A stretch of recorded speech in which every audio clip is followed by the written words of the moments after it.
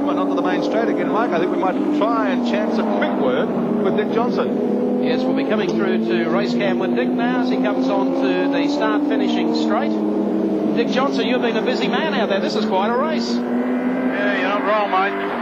I'm going to tell you what, my mouth's as dry as a wooden bloody spoon. Well, you've provided us with a sensational round of the Touring Car Championship. You seemed a little frustrated with Robbie Francevic. Seemed to be God damn, mate, it's like having a block of flats in front of you. Well, it handles like a wet sponge. Well, especially when his tyres went up. God. I think Robbie will agree the thing is not the best handling car, but by goodness me, it's got some poke in a straight line. Mate, she's got more mumbo than Jumbo. It's Sammy Davis Jr., I tell you. Well, what about this fella in front of you? By goodness me, you're quick through this section of the track. Yeah, I'll just keep on working on him and see if I can wear him out. But tell you what, Mick Carlos, look at how she's been at the Speedway for a week. I think I've been hit. I tell you, I've had more hits than Elvis. I tell you what, Robbie Francevic looked like he survived a demolition derby here today. You're not wrong, there was bits hanging off everywhere. Dick, you had a pretty good look at Peter Brock when he spun out there at the bottom. Yeah, well, it's not often you see that, is it? Here's a fellow competitor for you. Have a look at this, will you? Running his own race, 4 laps down. Yeah, some make it easy for you and some don't. Yeah. Well, second at the moment, that's not too bad. I mean, and you're really in touch. Jim's not getting away from you. We'll see if we can give him a bit of mumbo here. All right, we'll let you get back to it. Thanks, Bill. Thank you, Dick. Let's go down now to Neil Crompton in the pits. Thank you, Mike. Well, the action down here at the moment certainly is pretty hot and spectacular. I don't know whether you noticed before, but as the 3 leaders came through the S's, they all bunched up and, in fact, all ran into one another. With me at the moment is Frank Gardner. Poor old Jim was in amongst the sandwich there, getting beaten in from all sides. Yeah, I think the old, what would you say, the Volvo, the house brick with brakes on it is a bit of a problem. It goes in a straight line and it stops well, but it's just at the moment not going around corners. And I think they've all swapped paint. And at the moment, we're interested to see whether Neville Crichton can get with the Volvo. There seems to be a pattern emerging at the start of these events. Jim's not getting away from the line very well at all. No, all the cars overseas are basically geared for rolling starts. They're not designed for a standing start. It's an engineering side that we're going to have to look at very carefully because it could cost us a race. What kind of times are they lapping in at the moment? They're very good. They're in the high 8s, and it's very competitive, which is what Group A is all about. Different mates, different things, but always competitive. That's very close to qualifying time. I should think that's going to be pretty hard on the cars. Yes, I would say now that people are looking at some tatty rubber, I think our Pirellis are holding up all right. Neville's on Pirellis and the Volvo's on Dunlops. So it's a bit of an interesting tyre battle, I think, at this stage. Thanks, Frank. Now back to you. Thanks, Mike. Thank you very much, Neil. And the thoughts there, of course, of Frank Gardner. Must have been a worried man there for a while. But here's the scrap. It continues. We can see the Volvo, and here's Neville Crichton pulling out to have a shot at him, and Alan Jones tucked in behind the pair of them. Dearie me, I tell you, the Volvo is a handful down through the S's.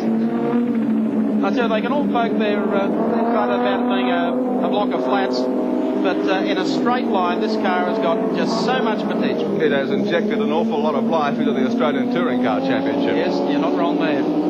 So Robbie Francevic comes out, Neville Crichton playing NASCAR draft with him, and Alan Jones trying to get up right behind Crichton to make it quite a scrap there for third place. Well, Jones has held on to Crichton's tail all day. He's in 5th spot on the racetrack, and that's a very, very big performance for a 2.5 litre car. He certainly throws it around. There's Alan Jones, you can see coming through. Get the head-on shot now down AGC straight with Robbie Francevic and the Volvo. Neville Crichton getting closer all the time. They're already putting a lap on another car, and Jones will duck in here on the inside. Look at him throwing that little yellow Alpha around.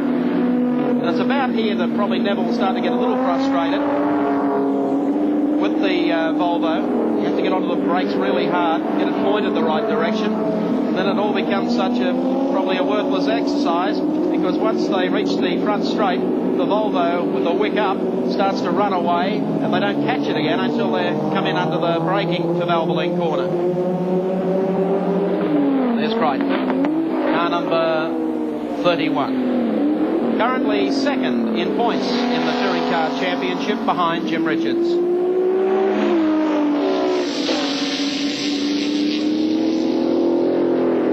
Crichton pulling out, having another go.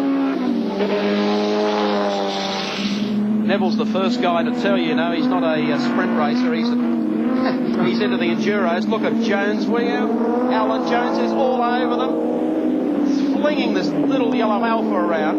Well, they've all got a touch there. I've said it before, he is the choice of the spectators in all the rounds of the touring car. Look at this. Can you believe this is a 2.5 litre car? It is now just trying to rope in, but he's going to join the draft to try and get them the next time down near the S's. There is stuff peeling off Francevic's car.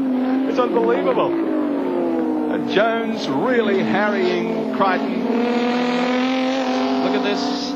He is so close to Crichton now as they come out. Crichton has got to try and get on with Francevic. Francevic now out accelerates the pair of them as they come down to the right-hander. Here they come, the S's. Oh, Neville, that's a brave one. And look at Jones up the inside there. Crichton's lost it. Oh, Crichton's found the quick line. Don't worry about the corners. Robbie Francevic's gone to the rally course, and Crichton now manages to make it up to third. Oh. Francevic is fourth, and Jones is going to pull a giant killer here on the outside of the Turbo Volvo, and does it. What a drive. Oh, goodness gracious me. That was sensational stuff through the Castrol S's. You know the great thing about Group A, and there have been a few race car drivers lamenting Group A and its introduction to Australia, as Jones goes in underneath Robbie Francevic. And that is so many different makes and models that we're seeing being competitive, and the passing and the repassing. No longer have we got three makes dominating the Touring Car Championship. Running 1, 2, 3 from start to finish. Well, we are watching just one great Touring Car Championship round here today at Calder International Raceway. Race leader Jimmy Richards. Second place, of course, is held by Dick Johnson, and up into third is Neville Crichton. Let's recap the placings. That's the way they stand with 15 laps remaining in round 6 of the Touring Car Championship. Richards up front, Johnson second, and Crichton in third place.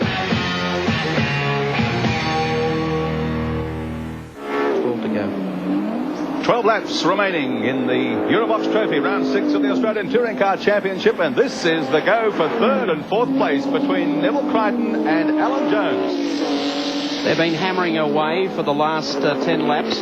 Just back behind them is John Harvey in the 05 Commodore. At the moment, though, Neville Crichton is holding down third place, and Alan Jones fourth. John Harvey is fifth, and Robbie Francevic is sixth.